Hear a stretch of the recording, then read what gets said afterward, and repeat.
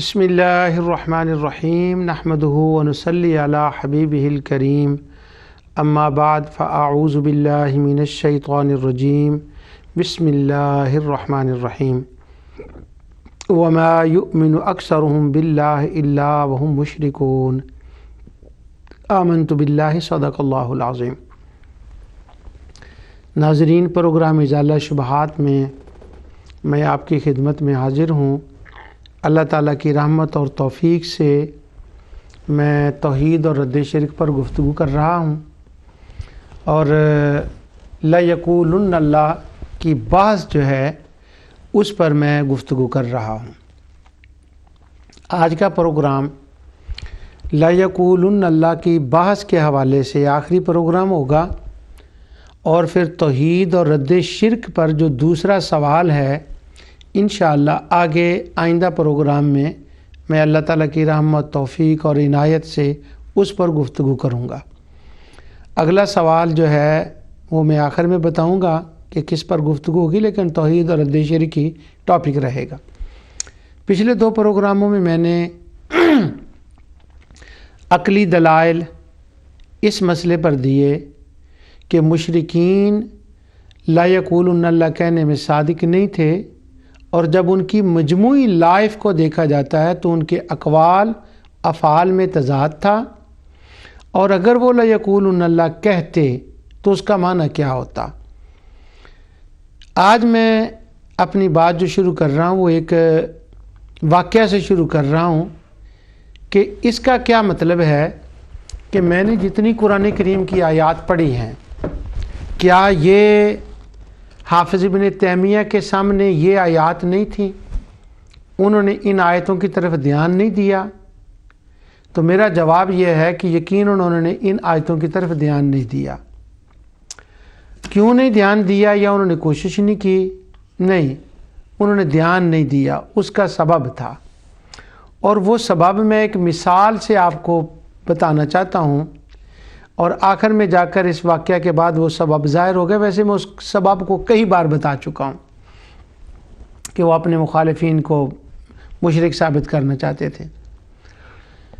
یہ اتفاق ہے کہ جن دنوں میں یہ ریکارڈنگ کرا رہا ہوں لَيَقُولُنَّ اللہ کی بحث کی، جب سے میں نے یہ شروع کیا ہے لَيَقُولُنَّ اللہ کی بحث، اس دوران برطانیہ کے میڈیا پر ایک واقعہ کا بڑا چرچا ہے، اور میں وہ واقعہ آپ کو سناتا ہوں، اور ممکن ہے کہ اس واقعہ کے ذریعے سے میں اپنی بات جو ہے نا وہ اور آسانی سے سمجھا سکوں کہ حافظ ابن تیمیہ نے لَيَقُولُنَّ اللہ کے علاوہ یا ان کے متبعین نے 700 سال تک دیگر آیات کو کیوں نہیں دیکھا کہ مشرکوں کا کہنا کچھ اور کرنا کچھ اور میں نے لائن لگائی اللہ کی رحمت سے مفسرین کی تفاسیر کی، ان کی طرف ان کا دھیان کیوں نہیں گیا۔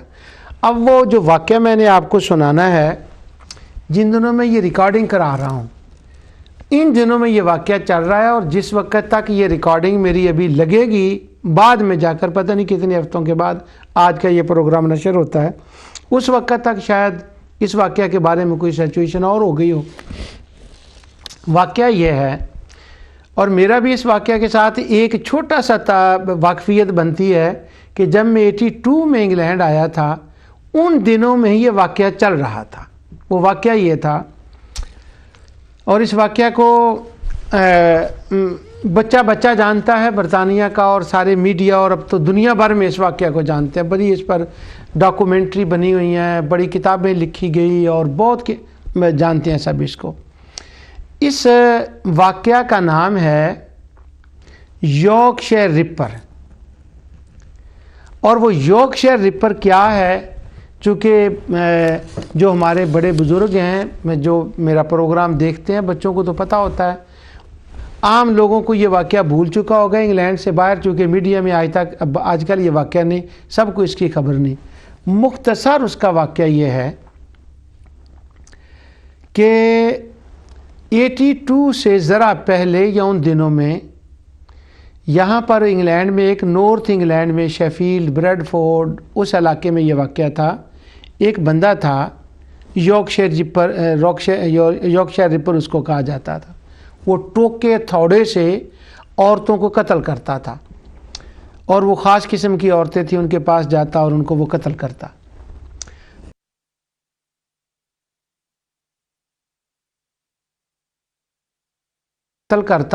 اور نکل جاتا یارکشائر ریپر.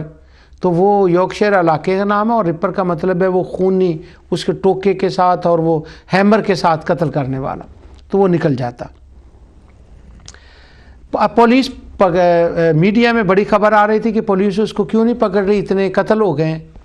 تو وہ جو یارکشائر ریپر تھا اس کو پکڑنے کے لیے جو ایک پولیس ٹیم جو تھی وہ بورڈ بنا، اس کے اندر ایک افسر تھا ان کا ہیڈ. اب تو وہ بہت بوڑھا ہو چکا ہے، اس وقت وہ جوان افسر تھا اور وہ ہیڈ تھا، ایس پی تھا. اس کا نام تھا جارج فیلڈ، اس افسر کا نام تھا. تو اس افسر کے سامنے کئی بار اس کا ایک جونیئر دوسرا افسر تھا جو اینڈریو تھا، اس کے متحد افسر تھا.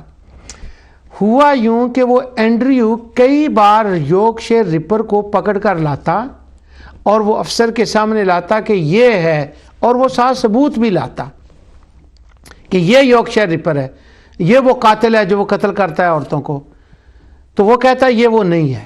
اچھا وہ کیوں کہتا تھا کہ یہ نہیں ہے؟ اصل مسئلہ یہ ہوا کہ اس کے سامنے ایک ٹیپ کسی نے ریکارڈ کر کے بھیج دی، ایسے ہی جعلی ٹیپ کہ میں یارکشائر ریپر ہوں. اور وہ جو ٹیپ بھیجی گئی تھی اس کے سامنے، وہ نیو کاسل کا جو ایریا ہے نا، اس علاقے میں جو انگلش کا لہجہ بولا جاتا ہے نا، اس کو کہتے ہیں جوڈی. اب اس نے وہ ٹیپ سن لی تو وہ جو بولنے والا تھا نا اس کا نیو کاسل کے علاقے کا وہ جوڈی لے جاتا.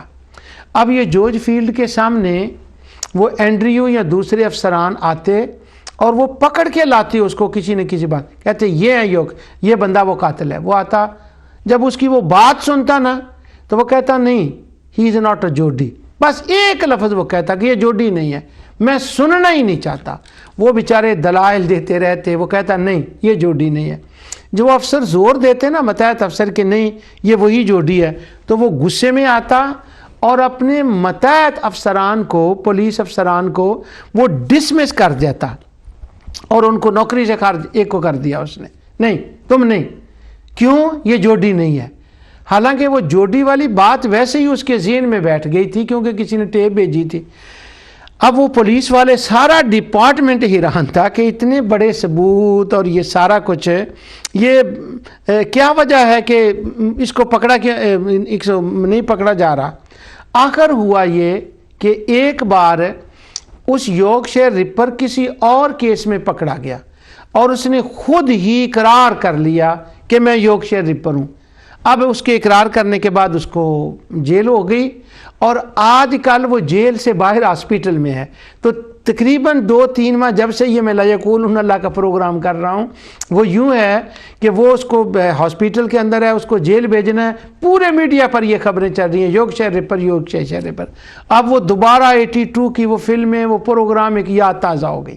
اچھا میرے پروگرام کے ساتھ یارکشائر ریپر کا کیا تعلق ہے؟ میرے پروگرام کے ساتھ اس کا یہ تعلق ہے کہ وہ جارج فیلڈ جو تھا نا، اس کا دھیان ایک طرف لگا ہوا تھا کہ بس وہ جوڈی، اس کا لہجہ جوڈی ہے.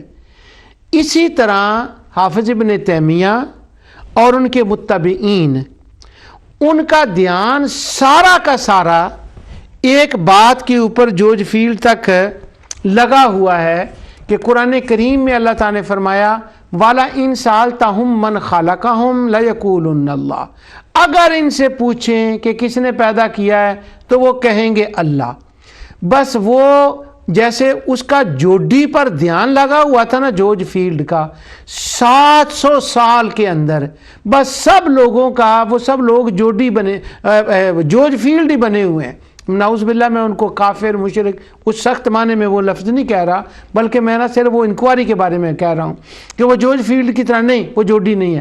اب جس سے ہم بات کرتے ہیں، میں نے اس پروگرام کے لیے سفر کیے دنیا بھر کے، الحمدللہ پڑھا، ٹیلی فون کیے اتنے، میں جس سے بات کرتا نا لا یقولن اللہ لا یقولن اللہ، وہ ایک بات پہ اڑ کے رہ گئے ہیں، جس طرح سے وہ پولیس افسر ایک بات کے اوپر اڑ کر رہ گیا تھا کہ جب تک وہ جوڑی نہ ہو میں نہیں مانوں گا۔ آخر بار وہ مر گئے، اس نے اقرار کر لیا، آج کل وہ ہاسپٹل میں ہے، میڈیا پہ آ رہا ہے کہ اس کو واپس جیل بھیجا جائے گا، جب تک یہ پروگرام لگے گا اس وقت تک یوگ فیلڈ واپس چلا جائے گا، وہ اپنی جگہ پہ چلا جائے گا۔ میں اللہ کے حضور دعا کرتا ہوں کہ یا رب العالمین میری اس مثال سے لوگوں کے لیے اس بات کو سمجھنا آسان کر دے کہ مشرکین کا لا یقولن اللہ کہنا کافی نہیں، ایک جوڈی کا ساؤنڈ کافی نہیں، لے جا ایکسنٹ کافی نہیں ہے، بلکہ جب اتنے دلائل اور قرآن کی اتنی آیات سامنے ہیں تو پھر کیا وجہ ہے کہ ان کے باقی مشرکین کے اعتقاد افعال کو لے کر یہ کیوں نہیں کہا جاتا کہ وہ ربوبیت میں شرک کرتے تھے؟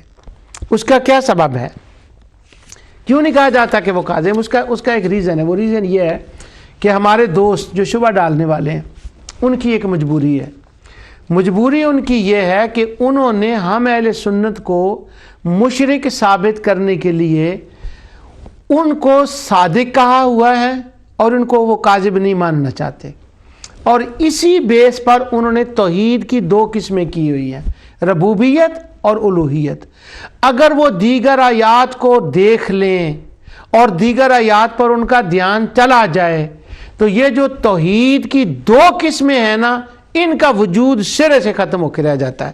یہ میرے پاس حوالے پڑے ہیں سارے، میں نے پیچھے پڑھ کر بھی بتائے تھے، یہ پورا عرب اس خوارج علماء کا سب نے جنہوں نے توحید تقسیم کی ہے اسی آیت کو کوٹ کیا ہے، تو وہ تو سرے سے رہتی ہی نہیں، ختم ہو جاتی ہے بات۔ اب وہ ربوبیت اور تقسیمیت کی توحید کو ختم نہیں کرنا چاہتے، جوڑی ذہن میں آیا ہوا ہے بس۔ دوسرا یہ ہے جو عام پوائنٹ ہے، اب توحید کی تقسیم کیوں کی ہے؟ وہ اس لیے کہ وہ اپنے مخالفین کے اوپر شرک کا فتویٰ لگانا چاہتے ہیں، اس لیے کہ وہ کہتے ہیں کہ یہ انہی کی طرح بلکہ ان سے بدتر مشرک ہیں۔ اب جب ان کے سامنے کوئی ثبوت پیش کرتا ہے کہ دیکھیں بھئی مشرکین اللہ کی ذات، خلق، تدبیر، علم، عبادت میں اپنے خداؤں کو شریک کرتے تھے اور وہ ربوبیت میں مشرک تھے، تو یا ان کے سامنے کوئی یہ دلائل لے کر آتا ہے کہ وہ اپنے اس دعوے میں جھوٹے تھے، یا کوئی یہ دلیل لاتا ہے کہ امت محمدیہ صلی اللہ علیہ وسلم تو شرک کر نہیں سکتی، یہ تو شرک فری امت ہے، حضور نے گارنٹی دی ہے کہ میری امت شرک نہیں کرے گی، وہ یہ دلیل لاتا ہے۔ اور یہاں یہ وہ دلیل لاتا ہے کہ توسل و شفاعت کو ماننا تو سرے سے نہ شرک ہے نہ یہ عبادت ہے، یہ تو بنتا ہی نہیں، بلکہ یہ تو جائز عمل ہے، اور قرآن و حدیث سے اس کے ثبوت ہیں۔ چاہے جائے کہ اسے شرک کہا جائے، یہ تو ناجائز بھی نہیں بنتا، غیر اللہ کی عبادت یہ کیسے بن گئی؟ کوئی دلیل لاتا ہے کہ مشرکین تو توسل و شفاعت کے قائل ہی نہیں تھے، کوئی یہ کہتا ہے وہ تو انبیاء اولیاء کو تو وہ سرے سے مانتے ہی نہیں تھے، تو ان کے وسیلے اور شفاعت کیسے مان سکتے ہیں؟ یعنی جب یہ ہم دلائل لاتے ہیں، جیسے وہ اینڈریو جارج فیلڈ کے سامنے یہ لاتا تھا، یہ یوگشپ ریپر ہے، اس کے ہاتھ سے ہیمر پکڑا گیا، یہ قتل گالہ کے قریب تھا، یہ وہ تھا، وہ کہتا تھا نا یہ جوڑی نہیں ہے۔ اب ہم ان کے سامنے دلائل لاتے ہیں، توسل و شفاعت کا ماننا شرک نہیں، یہ عبادت نہیں بنتا، مشرکین انبیاء اولیاء کو نہیں مانتے تھے، ان کے وسیلے کو کیسے مان سکتے ہیں؟ یہ شرک فری امت ہے۔ جب ہم یہ دلائل لاتے ہیں نا، اینڈریو دلائل آتا تھا جارج فیلڈ کے آگے، تو وہ کیا کرتا تھا؟ وہ اس کو نوکری سے ڈسمس کر دیتا تھا۔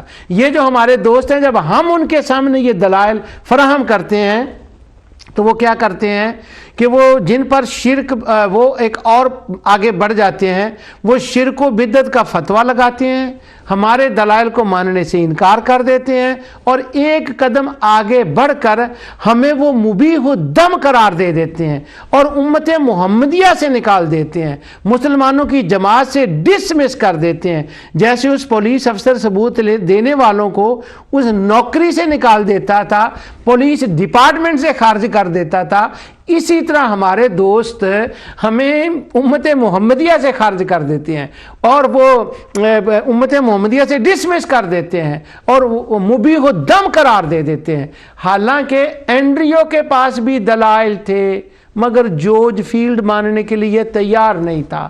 اس کا دھیان ایک بات پہ اٹکا ہوا تھا. وہ کہتا تھا نہیں وہ جوڈی نہیں ہے. اسی طرح ہمارے دوست ان کو مشرکین کی پنجابی میں کہتے ہیں کنڈ نہیں لگن دیں دے, کہتے ہیں عقائد حسنہ, اعمال حسنہ.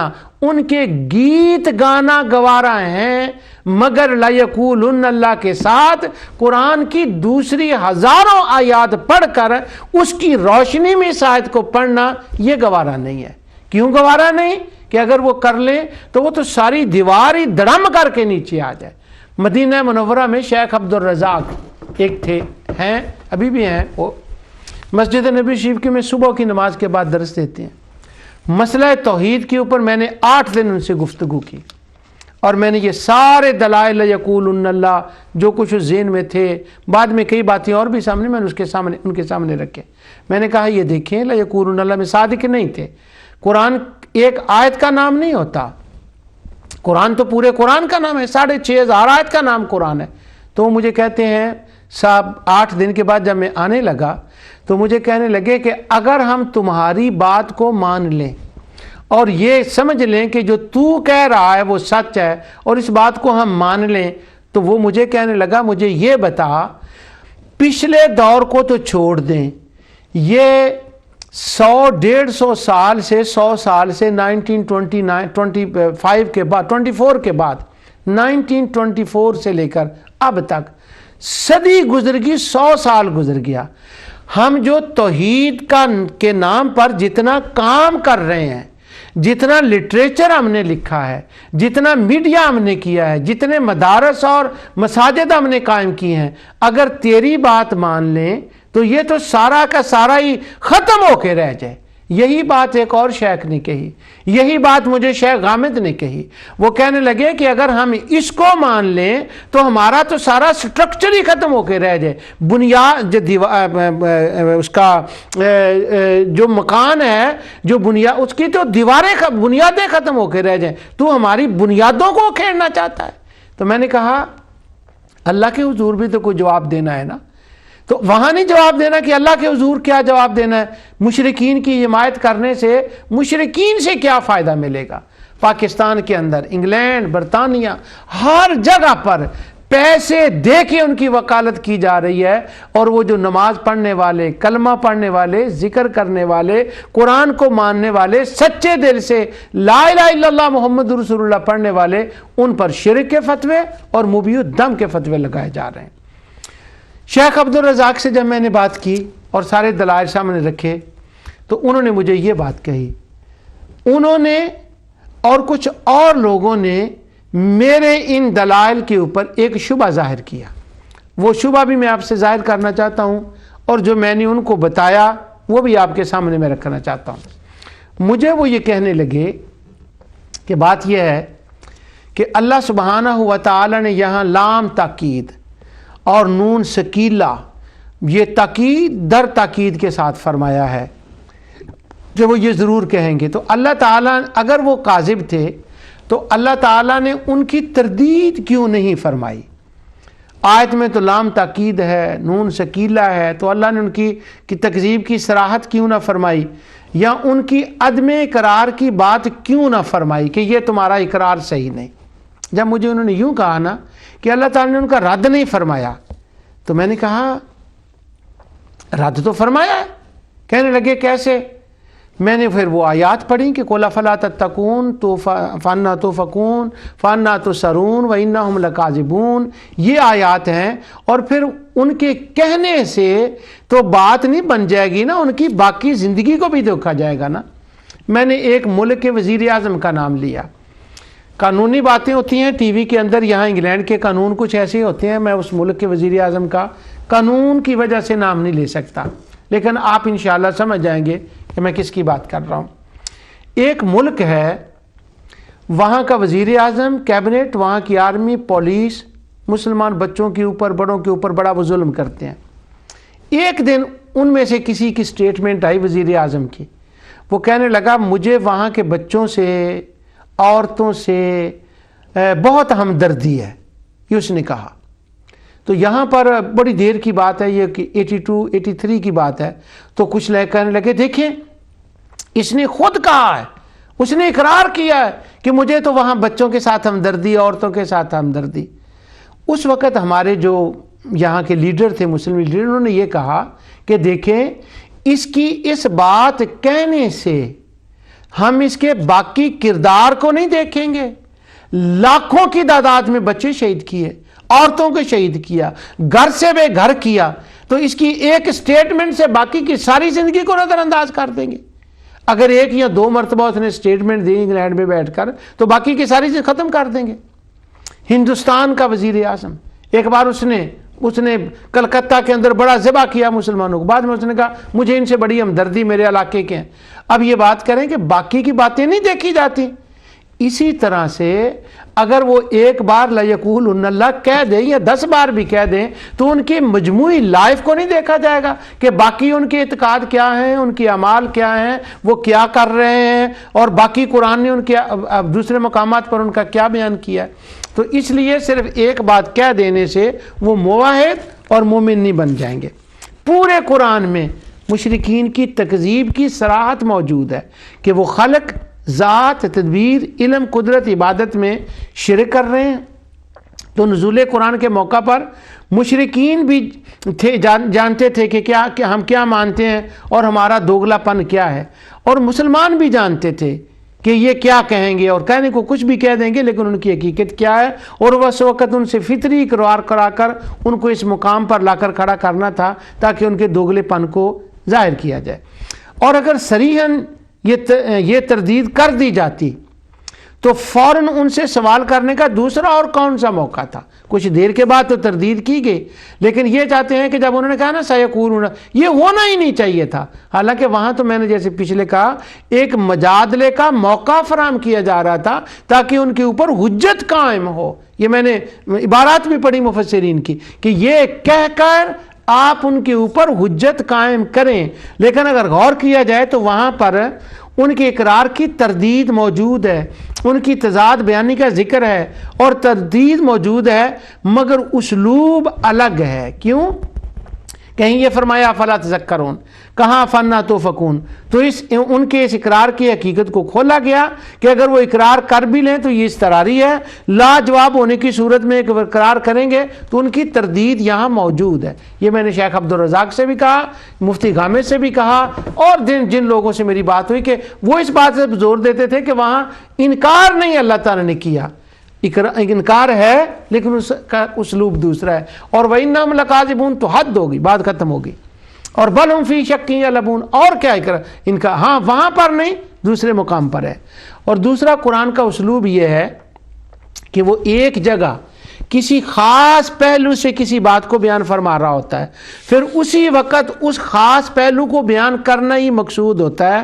دوسرے شکوک و شبہات جو وہاں پیدا ہو سکتے ہیں ہو سکتے ہوں تو ان کا دوسری آیات اور دوسرے مقام پر کسی اور اسلوب میں جواب دیا گیا ہوتا ہے۔ اس سے قرآن کی مثالیں موجود ہیں۔ مثلا ایک بات کا، جیسے ہم بات کرتے ہیں ایک بات کی طرف ہمارا زیادہ زور ہوتا ہے، اور اس لیے قرآن آیتوں کے بعد کئی دفعہ معلوم ہوتا ہے کہ یہ کوئی نئی بات اچانک شروع کر دی، وہ اچانک نہیں ہوتی، وہ کسی اسلوب میں پچھلی بات کا جواب دیا جا رہا ہوتا ہے، تو قرآن جواب دیتا ہے۔ مگر ایک جگہ جب کسی ایک رخ کی بات کہی جا رہی ہو تو وہاں وہ رخ بیان کرنا مقصود ہوتا ہے، بعد میں کسی دوسرے مقام پر اور کسی اور موقع پر اس کا دوسری سطح جواب دے دیا جاتا ہے۔ اب اس کی میں ایک مثال دیتا ہوں آپ کے سامنے۔ سورہ یوسف، اللہ سبحانہ و تعالی نے اس واقعہ کو بیان فرمایا کہ عورتوں نے اپنی انگلیاں کاٹ لیں، تو جب وہ انگلیاں کاٹتی ہیں تو حسن یوسف کو دیکھ کر کہتی ہیں وَقُلْنَا حَاشَ لِلَّهِ مَا هَذَا بَشَرًا، تو وہ کہتے ہیں اللہ کی پناہ یہ تو انسان ہی نہیں ہے۔ دیکھیں کیا کہہ رہی ہیں، یوسف علیہ السلام کو کہہ رہی ہیں وَقُلْنَا حَاشَ لِلَّهِ مَا هَذَا بَشَرًا، اللہ کی پناہ یہ تو بشر نہیں ہے، اور یہ ہے کیا، ان ہاذا الا ملک کریم، یعنی ان کا فرشتہ کہہ کے بھی دل نہیں بھرا، اتنا حسن یوسف انہوں نے دیکھا۔ واہ واہ واہ، یہاں تو کمال کی باتیں ہیں لیکن اس وقت وہ موضوع نہیں ہے. تو وہ کہتی ہیں واہ، یعنی عالم بالا سے اترا ہوا نور کا پیکر ہے. یہ تو فرشتہ ہے، یہ تو کوئی برگزیدہ فرشتہ ہے، کریم فرشتہ ہے. اب جب یہ بات کی گئی، انہوں نے کہا یہ انسان نہیں ہے، یہ فرشتہ. دو باتیں انہوں نے کی، انسان ہونے کی نفی کی اور فرشتہ ہونے کی ہاں کی. مگر اس آیت کے بعد آگے ہے قالت فذلکن الذی لمتننی فی، پھر ان عورتوں کی بات شروع ہو جاتی ہے. مگر یہاں پر اللہ تعالیٰ نے یہ تو تردید ہی نہیں کی. اللہ تعالیٰ کو یہ جو ہمارے دوستوں کا خیال ہے، میں نے وہ شیخ غامے سے سب سے کہا، میں نے کہا بیٹے بات یہ ہے، سنیں، اگر ہر جگہ آپ کے خیال کے مطابق تردید قرآن میں جسے آپ چاہتے ہیں آپ کے اسلوب میں ہی ہونی چاہیے، تو یہاں تو پہلی تردید یہ ہونی چاہیے تھی کہ مصری عورتوں نے انسان کو فرشتہ بنا دیا اور اس کو کہا کہ وہ انسان ہی نہیں ہے. نہیں، اس وقت حسن یوسف کا بیان مقصود تھا، اور بے ساختہ جو ان کی زبان پہ آیا کہ وہ کتنی امپریس ہو گئیں اور کتنا حضرت یوسف کو دیکھا. چونکہ یہ جہت ظاہر کرنی مقصود تھی، اس لیے یہاں اس کا بیان نہیں، ورنہ آگے جا کر ان کی انسان کی حالتیں، اس سے پہلے یوسف علیہ السلام کی ساری حالتیں، انسانی حالتوں کو بیان کیا ہے. اب اگر کوئی بندہ اسی ایک آیت پہ اڑ جائے جورج فیلڈ کی طرح، وہ کہے جوڈی نہیں، اب کوئی اڑ جائے کہ نہیں یوسف انسان نہیں تھا، وہ نہیں تھے انسان، وہ تو فرشتے تھے. دیکھیں یہاں اللہ نے تردید نہیں کی، تو کیا ہم یوسف باقی کی ساری صورت کو چھوڑ دیں گے؟ اب دوسری مثال سورہ یوسف سے میں دیتا ہوں. یہاں فوراً تردید نہیں کی گئی. حضرت یوسف علیہ السلام تو بشری ہیں، وہ فرشتے نہیں تھے، کیونکہ یہاں ایک خاص پہلو حسن کے حوالے سے گفتگو ہو رہی تھی، اور مصری عورتوں کا انکار بشریت کرنا اصلاً نہیں تھا، بلکہ انہوں نے ان کو باعتبار حسین اور باعتبار عصمت کہا کہ یہ بشر نہیں ملک ہیں. اسی طرح یہاں لیقولن اللہ وہ کہہ دیتے تو وہ ایک حقیقت ہوتی، خالق مدبر وہی ہے، اور دوسرا ان سے اقرار کرانا مقصود تھا تاکہ مجادلہ میں ان کے سوالوں کے جواب دیے جائیں. مقصود یہاں کچھ اور تھا، لیکن اگر باریک نظر سے دیکھیں تو تردید یہاں موجود ہے. اب دوسری مثال یوسف علیہ السلام کی، جب وہ کمرے سے باہر آئے زلیخا سے نکل کر، تو اللہ تعالیٰ فرماتا ہے فلما رأى قمیصہ قد من دبر قال انه من کیدکن ان کیدکن عظیم. پھر جب عزیز مصر نے ان کا قمیص دیکھا کہ وہ پیچھے سے پھٹا ہوا تھا، تو اس نے کہا بے شک تم عورتوں کا فریب ہے، یقیناً تم عورتوں کا فریب بڑا خطرناک ہوتا ہے. یہاں بھی فوری طور پر رد بیان نہیں ہوا، ساری عورتیں تو ایسی نہیں ہوتی، اور نہ صحیح تو ام موسیٰ، ام عیسیٰ، حضرت آمنہ رضی اللہ عنہ وغیرہ، یہ تو سب اس میں شامل نہیں ہو سکتی. اس کے باوجود بھی اللہ نے یہاں اس بات کی تردید نہیں فرمائی. یعنی اس نے کہا تم عورتیں ایسی ہوتی ہوں، اس نے مطلقاً عورتیں کہا.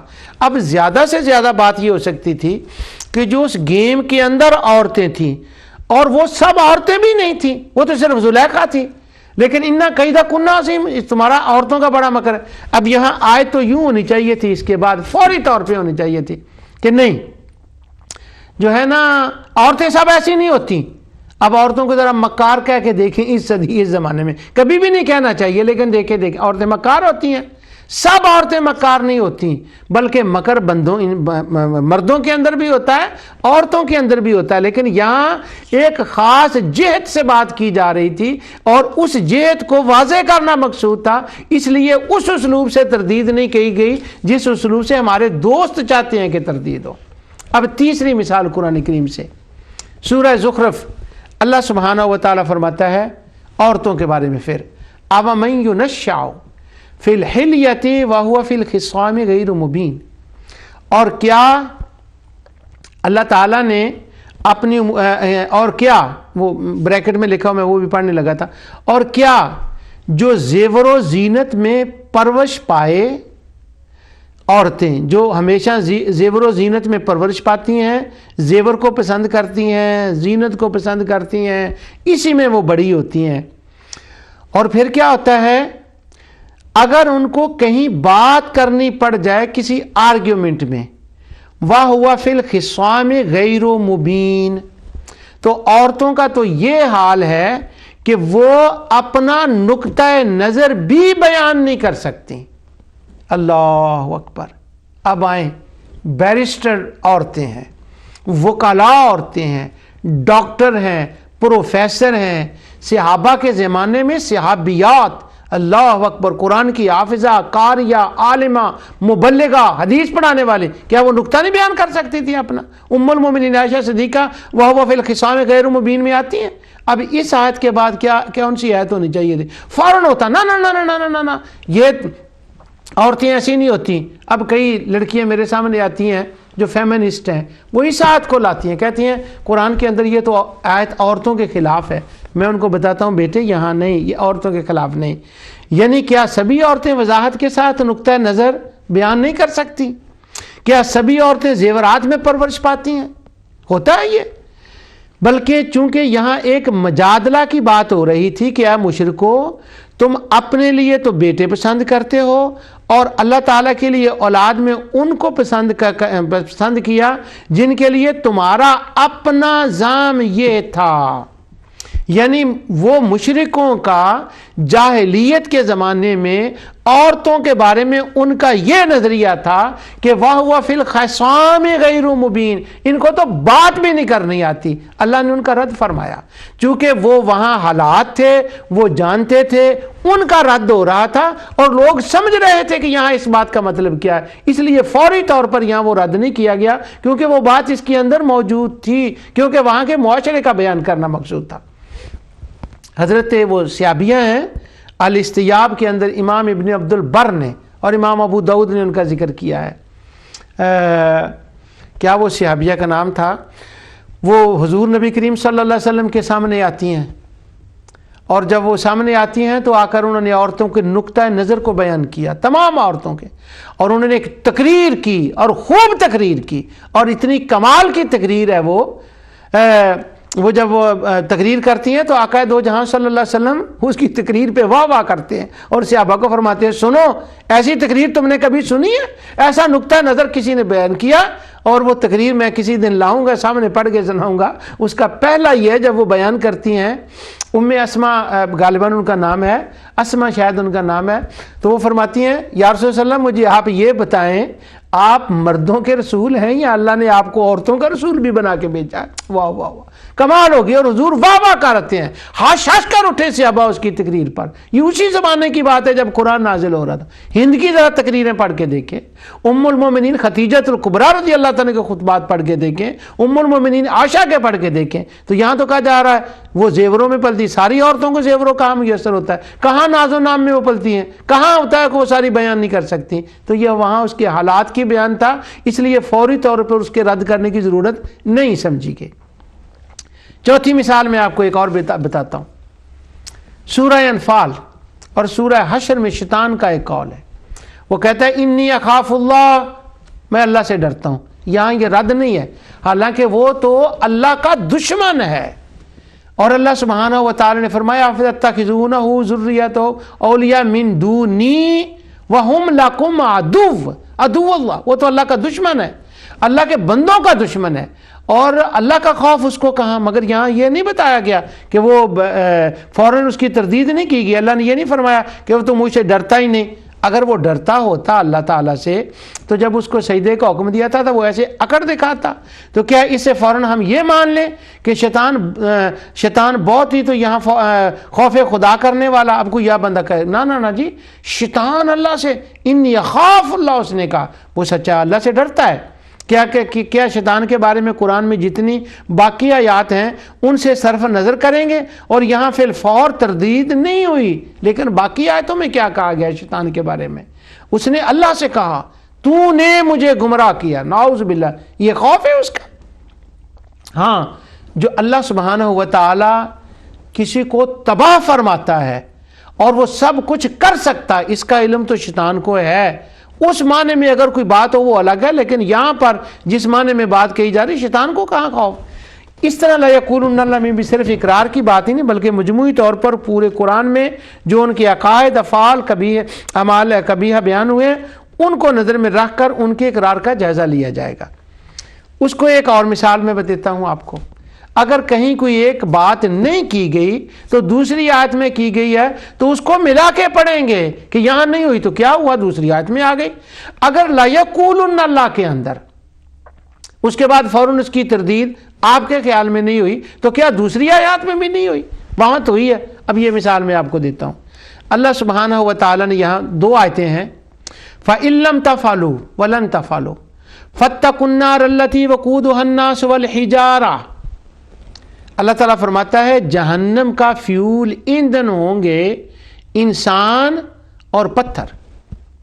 دوسری سورہ تحریم میں اللہ سبحانہ و تعالیٰ فرماتا ہے یا ایھا الذین آمنوا قوا انفسکم واہلیکم نارا وقودھا الناس والحجارہ۔ ایندھن ہے جہنم کا انسان اور پتھر۔ ان آیات میں ہے کہ جہنم کا ایندھن انسان اور پتھر ہوں گے، یہاں جنات کا ذکر نہیں ہے، کہ جبکہ ایک دوسرے مقامات پر جنات کا ذکر بھی ملتا ہے، وہ بھی ایندھن ہوں گے، وہ بھی جہنم کے اندر جائیں گے، وہ بھی جلیں گے۔ اب کوئی اس آیت کو پڑھ کر وقود الناس والحجارہ پہ ہاتھ کھڑا کر لے، جنات جہنم میں نہیں جائیں گے، کیونکہ اگر جنات نے جہنم میں جانا ہوتا تو یہاں اس کا ذکر ہوتا۔ وہ اللہ کے بندو، اگر یہاں جنات کا ذکر نہیں ہے تو کیا کسی دوسری آیت میں بھی ان کا ذکر نہیں ہے؟ سنیے آگے اللہ سبحانہ و تعالیٰ سورہ ہود آیت 199 اللہ سبحانہ و تعالیٰ فرماتا ہے وَتَمَّتْ كَلِمَةُ رَبِّكَ لَأَمْلَأَنَّ جَهَنَّمَ مِنَ الْجِنَّةِ وَالنَّاسِ أَجْمَعِينَ۔ اللہ تعالیٰ فرماتا ہے کہ بے شک میں دوزخ، تیرے رب کا فرمان پورا ہو چکا، اور بے شک میں دوزخ کو جنوں اور انسانوں میں سے جو باطل لوگ ہیں ان سے ضرور بھروں گا۔ اب سارے انسان تو نہیں جائیں گے جہنم میں، سارے جنات تو نہیں جائیں گے، مومن تو نہیں جائیں گے، لیکن یہاں مطلقاً جن کا اور انسان کا لفظ آیا ہے، تو اس کا مطلب ہوا کہ یہاں وہ استثناء بھی وہ بھی باتیں ہیں ساری۔ پہلی آیتوں میں جنات کا ذکر نہیں، یہاں ذکر ہے۔ سورہ سجدہ کے اندر اللہ تعالیٰ فرماتا ہے وَلَوْ شِئْنَا لَآتَيْنَا كُلَّ نَفْسٍ هُدَاهَا وَلَكِنْ حَقَّ الْقَوْلُ مِنِّي لَأَمْلَأَنَّ جَهَنَّمَ مِنَ الْجِنَّةِ وَالنَّاسِ أَجْمَعِينَ۔ یہاں وہ اس کا ذکر آ گیا۔ اب یہ دونوں آیتوں میں اگر غور کریں تو دونوں میں اس کا آ گیا، مگر یہاں پتھروں کا ذکر نہیں ہے۔ اب پتھر جہنم میں کیوں پھینکے جائیں گے؟ اسی آیت کی تفسیر میں ہے کہ قیامت کے دن جن پتھروں یعنی بتوں کو وہ پوجتے تھے، انکم وما تعبدون من دون اللہ حسب جہنم انتم لہا واردون لو کان ہؤلاء آلہۃ ما وردوها وکل فیہا خالدون۔ اللہ سبحانہ و تعالیٰ فرماتا ہے جن کو تم پوجتے ہو، انکم وما تعبدون من دون اللہ حسب جہنم، یہاں من دون اللہ کا کیا مطلب ہوگا؟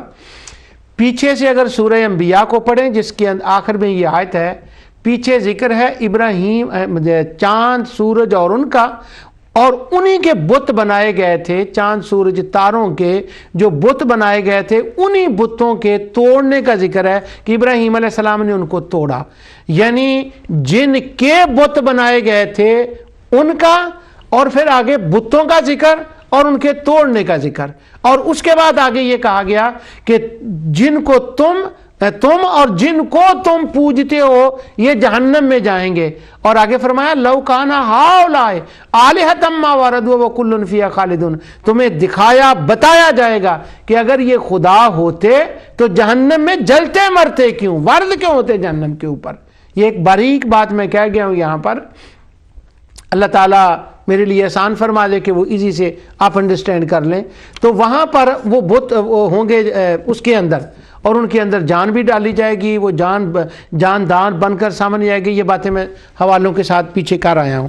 اب میرا مقصد یہاں یہ ہے کہ اگر جنوں کا ذکر جہنم میں جانے کا انسانوں کے ساتھ نہ ہو تو ہم یہ نہیں کہیں گے کہ جہنم میں انسان جنات اور پتھر اندر نہیں بنیں گے، لیکن سورہ بقرہ اور تحریم میں جنات کو چھوڑا گیا، لیکن اس کا یہ مطلب تو نہیں کہ جنات جہنم میں جائیں گے ہی نہیں۔ ان آیات میں جہنم میں جانے کا ذکر نہیں، لیکن اس کے باوجود جو ہم جنات کے جانے کا انکار نہیں کر سکتے کیونکہ دوسری آیات میں بیان کیا گیا ہے۔ اسی طرح اگر مشرکین اقرار بھی کر لیتے تو ہم انہیں موحد قرار نہیں دے سکتے کیونکہ دیگر آیات میں ان کے دیگر عقائد باطلہ کا ذکر ہوا ہے۔ تو جب ملا کے پڑھیں گے تو ہم مشرکوں کو سچا نہیں ہونے دیں گے، ان کو کاذب ٹھہرائیں گے کیوں؟ قرآن کی ایک آیت کا نام آیت نہیں ہو، قرآن نہیں ہوتا، نہیں۔ ایک میں چھوٹی سی مثال آپ کو دوں، جب قرآن کریم کی ہم کوئی آیت پڑھتے ہیں، اس کے پڑھنے کے موٹے موٹے، جس کو پنجابی میں کہتے ہیں نا جھٹکے، موٹا طریقہ میں بتاتا ہوں آپ کو، کیونکہ اس وقت میں وہ موضوع بیان نہیں کر رہا جو میری بیوی ہمیشہ کہتی ہے کہ توحید اب کافی ہو گیا ہے، اس کے بعد وہ شروع کریں کہ نوجوانوں کو قرآن کے درس دینے کا کیا طریقہ ہے۔ انشاءاللہ مجھے اللہ موقع دے اور میرا رب مجھے توفیق دے، تو جب میں بیان کروں گا انشاءاللہ وہاں ان باتوں کو میں لاؤں گا اللہ کی رحمت اور عنایت اور توفیق کے ساتھ۔ اچھا، اب یہاں اگر وہ اقرار کر لیتے وہ کہ ان کے عقائد باطلہ کا تذکرہ موجود ہے، ہاں یہ میں بات کر رہا تھا آیت کو پڑھنے کا طریقہ کیا ہے، میری وہ ذہن سے نکل گیا، اللہ کا شکر ہے وہ واپس بات آ گئی۔ آیت کو پڑھیں، اس کا ترجمہ پڑھیں، پھر اس آیت کا آپ کو تھوڑا ہلکا سا ترجمے کے ذریعے سے کچھ پتہ چل جائے گا، کچھ پتہ چل جائے گا۔ اگر آپ نے اس آیت کے حسن کو اور دیکھنا ہو، اس کے معنی کو اور سمجھنا ہو، تو پھر یوں کریں، وہ جو صورت ہے نا جس کے اندر وہ آیت آئی ہے، اس صورت کو ابتدا سے لے کر یہاں تک اور اس کے بعد تک پوری صورت کو پڑھ لیں، اب اس کا معنی اور نکھر کے سامنے آ جائے گا۔ اب جب آپ اسے کبھی تجربہ کریں، اس کا آیت پڑھیں، اس کا ترجمہ، اور اس کے بعد پھر ساری صورت کو پڑھیں، تو جب ساری صورت کو پڑھیں تو ساری صورت کو پڑھنے کے بعد اس کا جو مفہوم آپ کے سامنے آئے گا، آپ آشش کر اٹھیں گے، ایمان کے اندر تازگی آ جائے گی، آنکھوں سے آنسو بہہ نکلیں گے۔ امام فخر الدین رازی رحمۃ اللہ علیہ جب تفسیر لکھتے تھے تو وہ تفسیر کی کوئی آیت لکھتے تو وہ خود بیان کرتے ہیں کہ مجھے تو اللہ کا حمد اور شکر کرنا اتنا میں کرتا ہوں کہ جب میں اس طرح سے قرآن کو پڑھتا ہوں مجھے سمجھ آتی ہے۔ اور وہ آگے کہتے ہیں یہ سبھی لوگ ایسے ہوتے ہیں جو قرآن پڑھتے ہیں، جب ان کے سامنے آتی ہے وہ بات، آیت پڑھیں پھر پوری صورت کو پڑھیں، جو مزہ ان کو اس وقت آتا ہے وہ پورے جہاں کی حکومت ملنے سے، سب نعمتوں کے ملنے سے مزہ نہیں آئے گا، وہ لذت اور سرور نہیں آئے گی جو آیت کو سمجھنے کے بعد ان کو لذت اور سرور ملتا ہے۔ تو یہ دوسرا طریقہ ہو گیا۔ اب ذرا اور گہرائی میں اگر آپ نے جانا ہے تو یوں کریں کہ وہ جو جس مضمون کی وہ آیت ہے اس مضمون کو پورے قرآن میں جھانک کے دیکھیں، گھومیں پھریں، اس مضمون کی آیات کو پڑھیں، اب پھر اس آیت کے اوپر واپس آئیں۔ اگر آپ اس کا تجربہ کر کے دیکھیں تو دنیا بدل جائے گی۔ تو قرآن کے پڑھنے کا طریقہ یہ ہوا، آیت کو پڑھیں اور آیت کو پڑھنے کے بعد اس سورت کو پڑھیں اور سورت کو پڑھنے کے بعد پورے قرآن کو پڑھیں۔ اب جب یہ آیت پڑھی جاتی ہے، ہمارے دوست پڑھتے ہیں والا ان سالتا ہم من خلق السماوات والارض لیقولن اللہ۔ اب ایک جگہ یہ آیت ہے، جن جن صورتوں میں یہ آیت آئی ہے فسیقولون اللہ آئی ہے یا لیقولن اللہ آئی ہے۔ اب پہلی مرتبہ یہ آیت آئی ہے فسیقولون اللہ سورہ یونس کے اندر۔ اب ذرا سورہ یونس کی اس آیت کو پڑھ لیں، اس سے ذرا پہلی آیت کو پڑھ لیں، تھوڑا سا اس کے اوپر توقف کریں، مراقبہ کریں، ٹھہریں، پھر اس سورت پوری کو پڑھ لیں، سورہ یونس کو، پھر اسی آیت کے مطابق دوسرے پورے قرآن کی صورتوں کے مطابق پڑھ لیں۔ آپ اس نتیجے پر پہنچ جائیں گے جو نتیجہ میں نے آپ کے سامنے اللہ تعالیٰ کی رحمت، عنایت اور اس کی توفیق سے رکھا ہے، ایک آیت کو پڑھنے سے نہیں۔ کیوں؟ قرآن ایک آیت کا نام نہیں ہوتا۔ مجھے یاد آ گئے حضرت علامہ مناظر اسلام مولانا عبدالتواب صدیقی دامت و برکاتہم العالیہ، اللہ تعالیٰ ان کو صحت و تندرستی عطا فرمائے، بڑا دین کا کام کیا انہوں نے، میرے محسن ہیں وہ، انہوں نے ہی مجھے انگلینڈ بھیجا تھا اور ان کی وجہ سے میں انگلینڈ آیا یہاں پر۔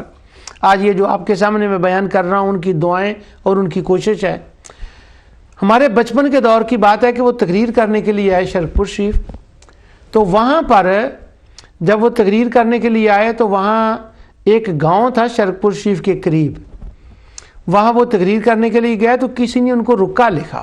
یہ میں نے بات زندگی میں اس وقت پہلی بار سنی تھی۔ اس نے رکے کے اندر لکھا کہ قرآن کریم میں اللہ سبحانہ و تعالیٰ فرماتا ہے قُل لَا أَقُولُ لَكُمْ عِندِي خَزَائِنُ اللَّهِ وَلَا أَعْلَمُ الْغَيْبَ۔ سوال یہ تھا کہ نبی کریم صلی اللہ علیہ وسلم سے خود کہلوایا گیا، اللہ سبحانہ و تعالی نے فرمایا تو کہہ دے کہ میں غیب نہیں جانتا۔ تو اب جب حضور نے بھی کہہ دیا، اللہ نے بھی کہہ دیا، تو وہ تو غیب نہ جانتے ہوئے۔ تو مولانا عبدالتواب صاحب کا آج سے 40 سال پہلے کا وہ جواب مجھے آج بھی میرے سامنے ہے۔ تو انہوں نے جواب دیا، فرمانے لگے بیٹا سن، قرآن آیت کا نام نہیں ہوتا، قرآن 114 سورتوں کا نام ہے۔ یہاں پر جو نفی کی گئی ہے وہ ایک کسی خاص وجہ سے نفی کی گئی ہے۔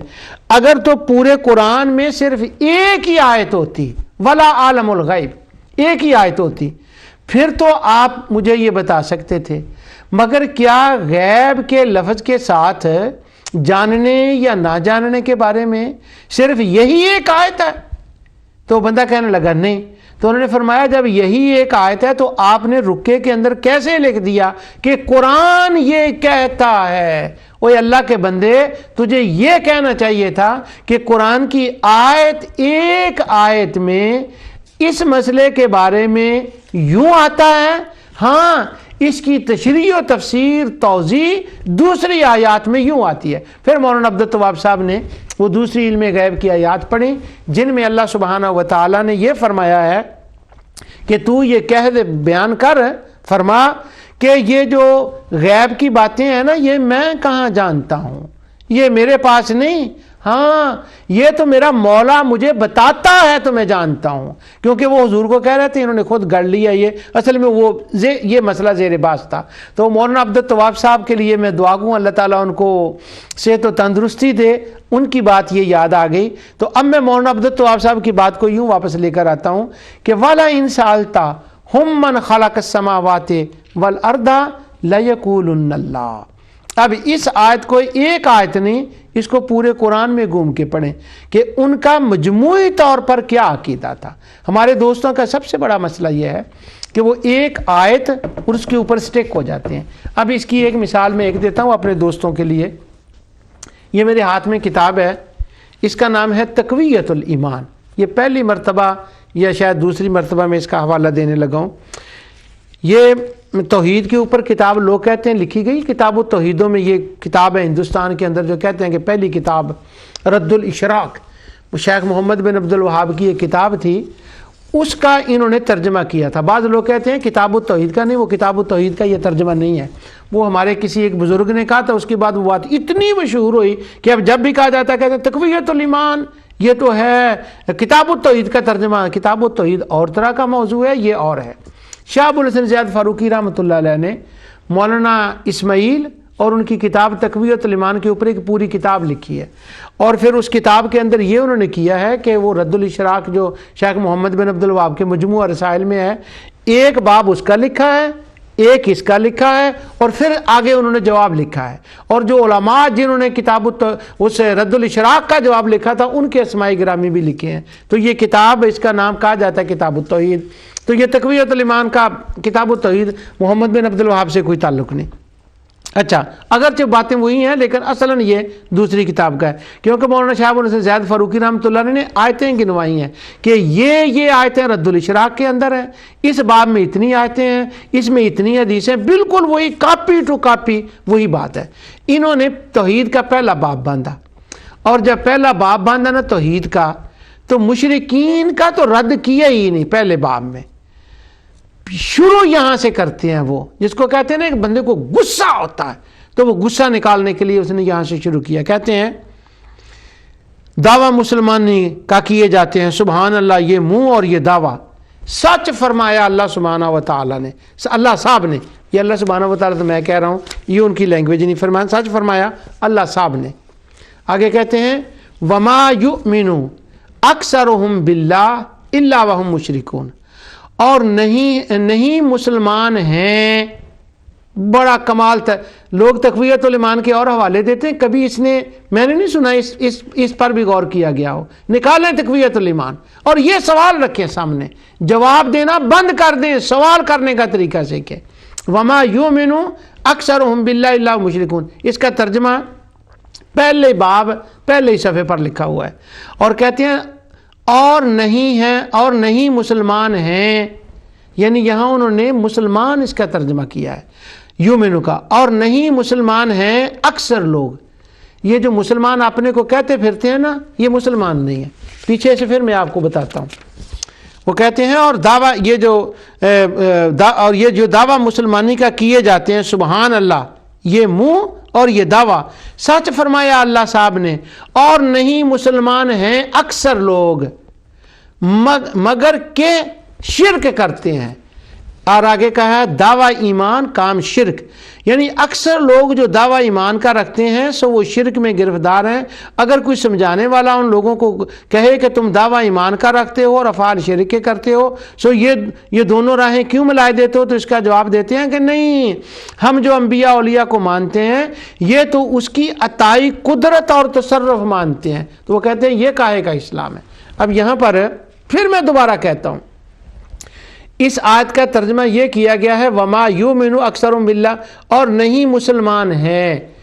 یہ بات میں نے بچپن میں پہلی مرتبہ، میری کوئی 10 سال کی عمر ہوگی، اس وقت میں قرآن شریف حفظ کرتا تھا۔ گگو منڈی کے قریب ایک گاؤں تھا، وہ ایک بڑے عالم تھے، خوارج عالم تھے، وہ بڑے بزرگ تھے۔ ان کے پاس میں نے اتنی بات سنی ہوئی تھی، حضور کی امت شرک نہیں کرے گی، بس اتنا ہی پتا تھا۔ اچھا وہاں میں گیا تو میں نے ان سے کہا یہ مسلمان تو شرک نہیں کرتے، نبی کے صلی اللہ علیہ وسلم نے فرمایا۔ تو وہ کہنے لگے یہ تو قرآن میں ہے۔ تو انہوں نے اسی تقویت الایمان سے پڑھ کر مجھے یہ آیت دکھائی۔ اس وقت تو اتنا پتہ نہیں ہوتا تھا۔ اور یہ دیکھیں اب یہاں پر یہ جو کہا گیا نا نہیں مسلمان ہیں، مسلمان کی یہاں بات نہیں ہے، یہ تو مشرکوں کی بات ہو رہی ہے کہ وہ اللہ پر جو ایمان رکھتے ہیں ان کا اللہ پر سرے سے ایمان نہیں، وہ تو شریکوں کے ساتھ کرتے ہیں۔ اور کیونکہ قرآن کریم کے اندر جو آمنو کا لفظ آیا ہے مختلف مقامات پر قرآن کریم کی صورتوں میں، اب یہ 1-2 آیتیں میں آپ کو بتاتا ہوں، اور اس پر میں پہلے پروگرام کر چکا ہوں۔ اللہ سبحانہ و تعالیٰ فرماتا ہے والذین آمنوا بالباطل، تو آمنا کا مطلب ہوتا ہے ماننا، اور آمنوا بالباطل یعنی وہ ایمان پر ان کا جو ہے نا وہ بلیو ہے۔ یہاں پر ایمان کا وہ مطلب نہیں ہے والذین آمنوا بالباطل وکفروا باللہ اولئک هم الخاسرون افا بالباطل یؤمنون بنعمت اللہ۔ تو یہاں ایمان کا مطلب یہ ہے ماننا، یعنی مشرک اللہ کو سرے سے مانتے ہی نہیں، اور شریکوں کے ساتھ اور محتاجوں کے ساتھ مانتے ہیں۔ اور سورہ یوسف کے اندر جب اس آیت کو آپ اوپر سے پڑھیں ساری آیتوں کو، تو اوپر ہے وما اکثر الناس ولو حرصت بمؤمنین۔ اللہ فرماتا ہے حضور علیہ السلام کو آپ ان کے بارے میں اتنے حریص ہیں کہ یہ مان لیں، یہ مومن ہو جائیں، یہ نہیں مانیں گے۔ اور آگے پھر وما یؤمن اکثرهم الا وهم مشرکون کی آیت ہے۔ تو ہمارے دوستوں نے یہ آیت پڑھی مگر اس کے نہ آگے پڑھی آیتیں نہ پیچھے پڑھی۔ اسی طرح ہمارے دوستوں نے والا ان سالتہم کی آیت ایک پڑھ لی، نہ آگے دیکھا نہ پیچھے دیکھا۔ میں اللہ وحدہ لا شریک کا شکر ادا کرتا ہوں کہ اللہ تعالیٰ نے مجھے لیقولن اللہ کا وہ بڑی دیر کا جو وعدہ تھا اس کے اوپر مجھے یہ پروگرام کرنے کا مکمل موقع عطا فرمایا۔ اب اگلے پروگرام میں انشاءاللہ یہ بتاؤں گا، ہمارے دوست کہتے ہیں بتوں کی تو کسی نے کبھی نہیں عبادت کی نہیں، یہ میں پہلے پڑھوں گا اور پھر بتاؤں گا بتوں کی عبادت ہوئی ہے، اور یہ بتاؤں گا بت کس چیز کے بنے تھے، کیا وہ صالحین کے تھے، وہ بھی توحید اور رد شرک کی ہے۔ ابھی تو اس پر انشاءاللہ اور پروگرام بہت ہوں گے، لیکن لیقولن اللہ کی بات کو آج میں دوستوں کے کہنے پہ ختم کرتا ہوں، ورنہ میرا خیال تھا اس کے 7-8 پروگرام اور ہوں۔ جو کچھ میں نے کہا اللہ تعالیٰ اسے قبول فرمائے۔ وما علیہ الا البلاغ۔